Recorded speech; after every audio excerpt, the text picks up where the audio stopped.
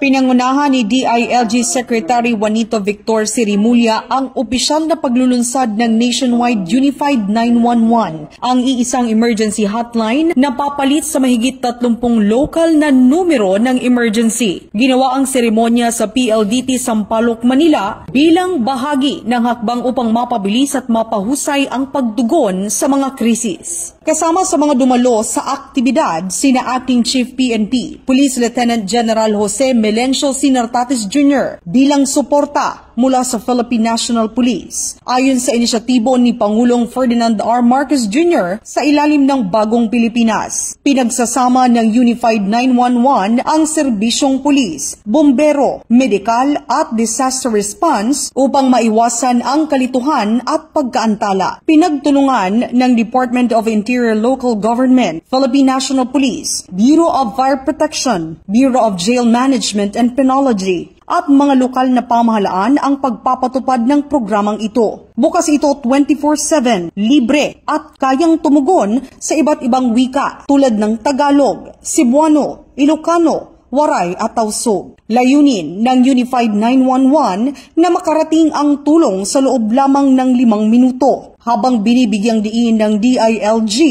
na ang proyekto ay isang mahalagang hakbang para mas mapalakas ang kaligtasan at tiwala ng bawat pamilya at barangay sa buong bansa.